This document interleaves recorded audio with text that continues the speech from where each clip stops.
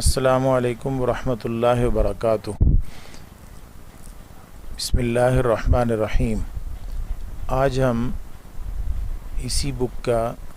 ایک حصہ جو احادیث پر مشتمل ہے، جس میں سے ہم نے 20 احادیث پڑھنی ہیں، وہ دیکھیں گے۔ اس میں سے حدیث نمبر 1 اور حدیث نمبر 2۔ حدیث نمبر 1 میں اخلاص نیت کے عنوان پر ہے یہ حدیث نمبر 1، یعنی نیت کا خالص ہونا، اس کی کیا اہمیت ہے۔ نبی اکرم صلی اللہ علیہ وآلہ وسلم سے حضرت امیر المؤمنین عمر بن خطاب رضی اللہ تعالی عنہ روایت کرتے ہیں، عن امیر المؤمنین ابی حفص، یعنی ابی حفص حضرت حفصہ رضی اللہ تعالی عنہا کے ابو عمر بن خطاب رضی اللہ تعالی عنہ، قال کہتے ہیں یا نے کہا، سمعت میں نے سنا، رسول اللہ صلی اللہ علیہ وآلہ وسلم رسول اللہ صلی اللہ علیہ وآلہ وسلم سے یقول فرماتے ہوئے، یہ جو یہاں سے لے کر یہاں تک، یعنی عن امیر المؤمنین سے لے کر رسول اللہ صلی اللہ علیہ وسلم یہاں تک، یہ کہلاتا ہے حدیث کی سند۔ یہ سند ہے۔ جب ہم پیپر حل کرتے ہیں تو اس وقت یہ سند نہیں آتی، اس وقت یہاں متن سے آتا ہے۔ اس آگے جو ہے اسے کہتے ہیں متن، اور سب سے آخر میں جو لکھا ہوا رواہ البخاری و مسلم، اسے کہتے ہیں حوالہ۔ تو حدیث میں جو ہمارے سامنے ہے ٹیکسٹ، اس میں 3 حصے ہیں۔ ایک حصہ سند ہے شروع والا، اور ایک حصہ متن ہے، اور آخر میں ہے حوالہ کہ کس بک میں یہ حدیث ہے۔ تو سند کو ترجمہ تو آنا چاہیے، لیکن اس کو ہر بار یاد کرنے کی ضرورت نہیں ہے، اور حوالہ کو بھی یاد کرنے کی ضرورت نہیں ہے۔ جو درمیان میں حصہ ہے متن، اس کو یاد کرنا ہوتا ہے۔ انما الاعمال بالنیات، حدیث ہم نے کئی کتابوں میں پڑھی ہے۔ انما الاعمال، بے شک اعمال کا دار و مدار نیتوں پر ہے، اعمال نیتوں کے ساتھ ہیں۔ یعنی ایک شخص عمل کرتا ہے تو وہ عمل اللہ رب العزت کی رضا کے لیے ہے یا اس کے پیچھے کوئی اور نیت ہے۔ اگر اللہ رب العزت کی رضا کی نیت سے کیا گیا ہے تو اس عمل کا اجر کچھ اور ہوگا، بدلہ کچھ اور ہوگا، اور اگر عمل کسی اور مقصد کے لیے کیا گیا ہے تو اس کا بدلہ کچھ اور ہوگا۔ عمل کا دار و مدار نیتوں کے ساتھ ہے۔ آپ صلی اللہ علیہ وآلہ وسلم نے اس کی آگے مثال بھی ارشاد فرمائی، وَإِنَّمَا، اور بے شک، لِكُلِّ امْرِئٍ مَّا نَوَىٰ، لِكُلِّ ہر ایک کے لیے، امرئن شخص کے لیے، یعنی ہر ایک شخص کے لیے، ما نوا جو اس نے نیت کی وہ ہوگا۔ فمن کانت ہجرتہ الی اللہ ورسولہ، پس جس شخص کی ہجرت اللہ اور اس کے رسول کے لیے ہوگی، فہجرتہ الی اللہ ورسولہ، پس اس کی ہجرت اللہ اور اس کے رسول کے لیے ہوئی۔ یعنی جس نے یہ ہجرت اللہ اور اس کے رسول کے لیے کی تو اللہ اور اس کے رسول کے لیے ہی سمجھی جائے گی۔ ہجرت کہتے ہیں اپنے وطن کو چھوڑ دینا، جدا ہو جانا، الگ ہو جانا۔ اس کا الٹ لفظ ہے وصل، مل جانا۔ اپنے گھر کو، اپنے وطن کو، اپنے کاروبار کو، اپنی جائیداد کو اللہ کی رضا کے لیے چھوڑ دینا، یا دار الکفر سے دار الاسلام کی طرف منتقل ہو جانا۔ جیسے ہم دیکھتے ہیں کہ مکہ مکرمہ دار الکفر تھا اور مدینہ طیبہ دار الاسلام تھا، تو جو صحابہ اکرام دار الکفر سے دار الاسلام کی طرف گئے وہ مہاجر کہلائے، اور ان کا یہ عمل ہجرت ہے۔ تو جس نے مکہ اس لیے چھوڑا کہ اللہ رب العزت کو راضی کرنا مقصود ہے، اور وہ مدینہ طیبہ چلا گیا، تو اس کو اللہ اور اس کے رسول کی نیت کی وجہ سے ثواب ملے گا۔ ومن کانت، اور جو شخص ہو ہجرتہ، اس کی ہجرت لدنیا، دنیا کے لیے، اگر کسی نے کوئی شہر یا کوئی وطن اس لیے چھوڑا کہ وہاں اس کا کاروبار نہیں ہے، لدنیا، دنیا کے لیے، وہ کاروبار یا ملازمت وہ کہیں اور کرنا چاہتا ہے، تو یصیبها، اسے وہ دنیا ملے گی، وہ کاروبار ملے گا، وہ ملازمت ملے گی۔ اور فرمایا ومن کانت او امرأۃ، یا کسی شخص نے ہجرت کی کسی عورت کے لیے، یعنی وہ کسی عورت سے نکاح کرنا چاہتا تھا اور وہ عورت کسی اور علاقے میں رہتی ہے، تو وہاں اس کو اس عورت کی وجہ سے اپنا وطن چھوڑنا پڑا، اپنا شہر چھوڑنا پڑا، اپنا علاقہ چھوڑنا پڑا، ینکحھا، اس کے ساتھ نکاح کرنے کے لیے، فہجرتہ الی ما ہاجر الیہ، فہجرتہ، پس اس کی ہجرت ہوئی، الی ما ہاجر، اسی کے لیے یا اسی کی طرف جس کی طرف اس نے ہجرت کی۔ یہ تو ہو گیا حدیث نمبر 1 کا ترجمہ۔ اس میں ہم دیکھتے ہیں کہ اعمال کی کئی قسمیں ہیں، ان اعمال میں سے ہر عمل جو ہے وہ نیت کے ساتھ منسلک ہوتا ہے۔ اگر اس کی نیت اللہ کے لیے ہوگی تو اس کو اس کا اجر ملے گا، اور اگر اس کی ہجرت دنیا کے لیے ہوگی تو دنیا ملے گی، اگر کسی خاتون کے ساتھ نکاح کے لیے ہوگی تو خاتون ملے گی، پھر اجر نہیں ملے گا۔ دوسری حدیث ہے، یہ حدیث تھوڑی لمبی ہے لیکن آسان ہے۔ حدیث نمبر 2، عن عمر رضی اللہ تعالی عنہ، ایضاً یہ بھی حدیث حضرت عمر رضی اللہ تعالی عنہ سے ہے، ایضاً کا مطلب بھی، قال، فرماتے ہیں، بینما نحن جلوس، اسی اثناء میں کہ ہم حضور اقدس صلی اللہ علیہ وسلم کے ساتھ بیٹھے تھے، بینما نحن جلوس عند رسول اللہ صلی اللہ علیہ وسلم ذات یوم، ایک دن، اذ، اچانک، طلع علینا رجل، نمودار ہوا، جیسے طلوع ہوتا ہے نا، سورج طلوع ہونا، طلع،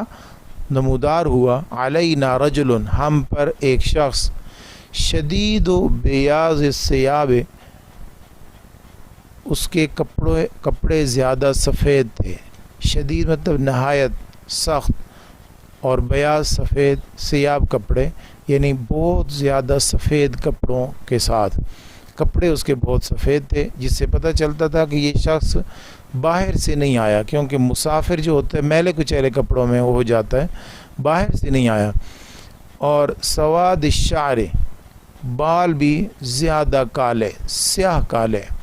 اس سے بھی پتہ چلتا ہے کہ بالکل تازہ نہایا ہوا شخص تھا۔ لا یرا علیہ اثر السفر، اس پر سفر کے کوئی آثار نہیں دکھائی دیتے تھے، لا یرا، نہیں دکھائی دیتے تھے، علیہ، اس پر، اثر السفر، سفر کے اثرات، ولا یعرفہ منا احد،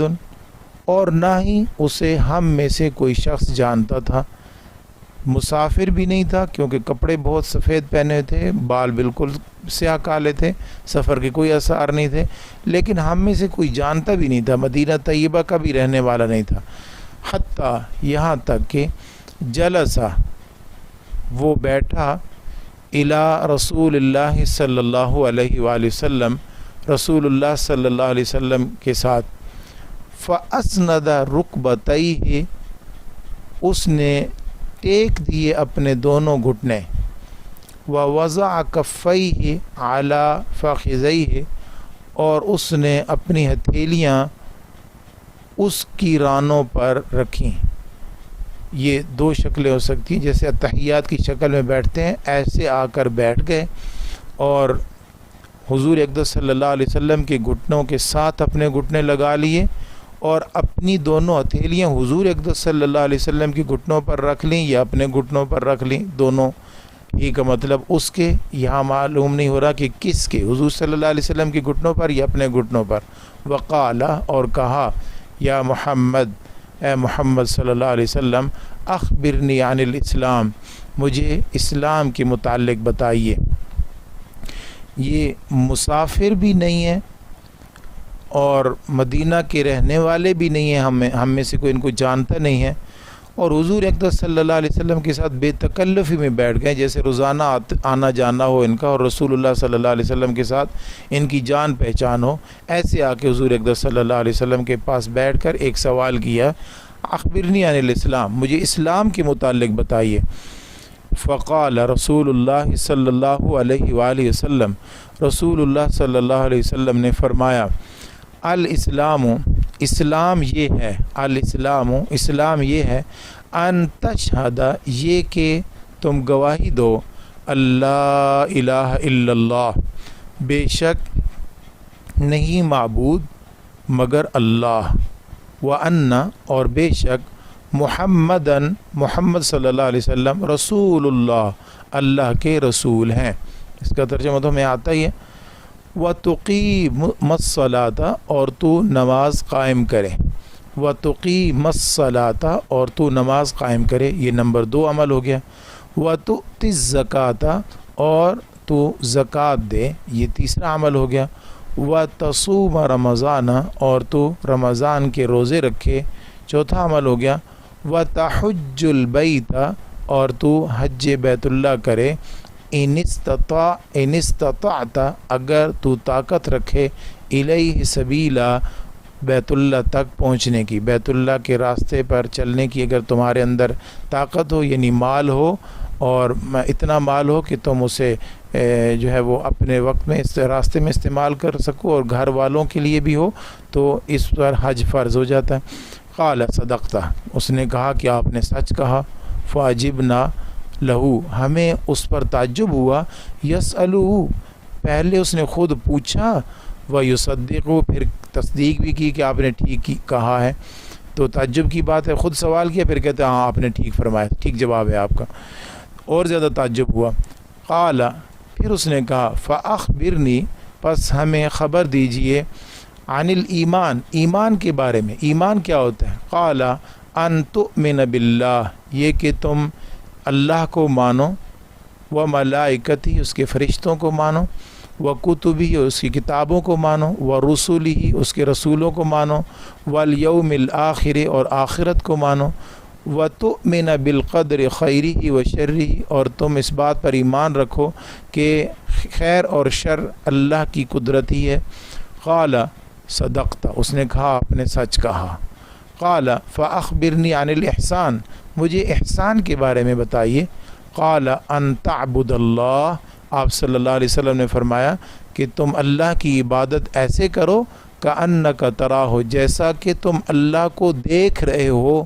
سامنے اللہ موجود ہیں، دیکھ رہے ہیں آپ ان کو، اللہ تعالیٰ کو، تو پھر جو آپ کی کیفیت ہو اس کیفیت میں اللہ کی عبادت کرو، یہ احسان ہے۔ فإن لم تکن تراہ، پس اگر ایسا نہ ہو کہ تم اسے دیکھ رہے ہو، اگر یہ عقیدہ اور یہ ذہن نہ ہو، یہ نیت نہ بیٹھے، فإنہ یراک،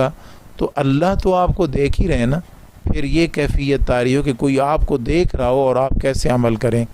قال فاخبرنی عن الساعہ، اس نے کہا کہ مجھے قیامت کے متعلق بتائیے۔ قال مل مسئول عنہا بعلم من السائل، آپ صلی اللہ علیہ وسلم نے فرمایا کہ جس سے پوچھا گیا ہے وہ زیادہ نہیں جانتا قیامت کے بارے میں پوچھنے والے سے، یعنی پوچھنے والے کا اور جس سے پوچھا گیا ہے اس کا علم اس بارے میں یکساں ہے،